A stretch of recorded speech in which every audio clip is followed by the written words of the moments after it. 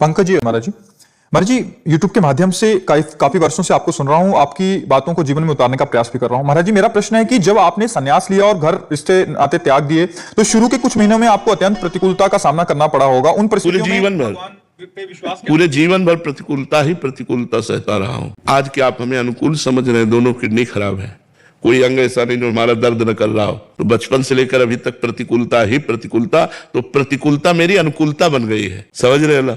दुख सहते दुख मेरा साथी बन गया है, इसलिए अब दुख, अपमान, निंदा, इनसे मुझे प्यार हो गया है। पूरे जीवन भर चलते चलते मुझे इनसे प्यार है। अब और कष्ट बढ़ता है तो मुझे और सुख मिलता है। जाना है, शरीर को छूटना है। मैं शरीर नहीं हूं, ये नाशवान है, मैं भगवान का दास हूं।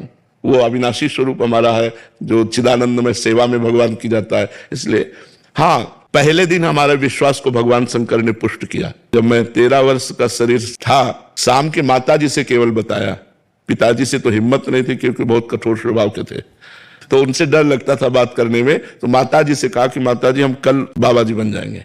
बाबा जी बन जाएंगे। उन्होंने विनोद समझा और हमारी बात बन गई, क्योंकि उन्होंने विनोद समझा। अगर सीरियस समझती तो रो देती या कुछ हमको आदेश करती, और उन्होंने विनोद समझा तो ध्यान ही नहीं दिया।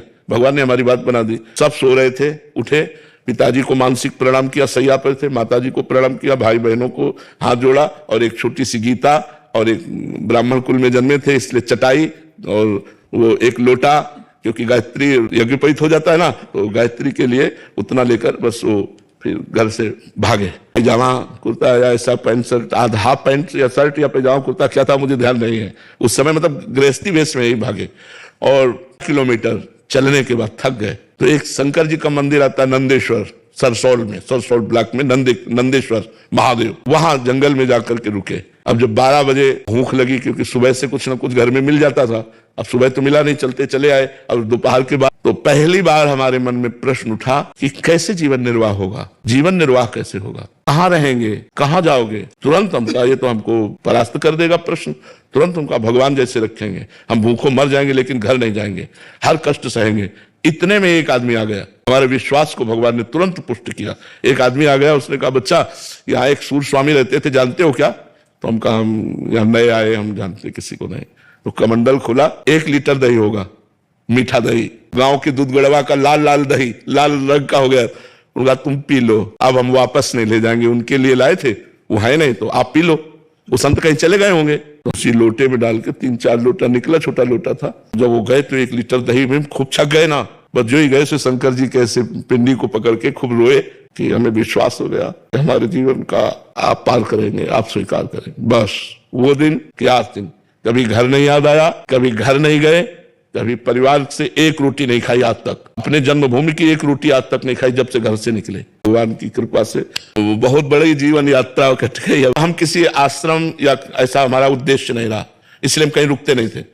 1 दिन रुके, 2 दिन रुके, 4 दिन रुके, कोई विरक्त स्थान और भजनानंदी संत तो फिर 1-2 साल रुक जाते, जैसे सेनपुर में रुके, निमुआ घाट में रुके, ऐसे स्थानों में रुके, घटिया घाट में रुके। नहीं तो ऋषिकेश से लेकर बनारस तक यही हमारा रोड था, बस यही घूमना गंगा के किनारे, और जो प्रारब्ध वशात मिल जाए वही खा लेना, किसी से कुछ कहना नहीं, मांगना नहीं, कभी स्वेटर नहीं पहना, कभी शाल नहीं ओढ़ा, कभी कंबल नहीं ओढ़ा, इतने दिनों में। अब जैसे शरीर रुग्ण है तो अब ये सब सुविधाएं स्वीकार नहीं, तो इन सुविधाओं से बता रहे ना, हमें सुविधा, सुख और सम्मान और प्रशंसा, इससे हमें परहेज है। ये सब हो रहा है अंदर। आपको सच्ची बताऊं, कोई हम मतलब अहंकार या सफाई की बात नहीं है, इसका कोई मात्र नहीं, ये सब मायाकृत लीला हो रही है। तो जो हमें दुख की बात रही, तो पहले हमें कष्ट लगता था, जब कष्ट लगता तो मुझे भगवान प्राप्त करना है, चुप शांत सह लो, चुपचाप सह लो। हम 2 श्लोक गीता जी के ये बहुत हमें काम दिए।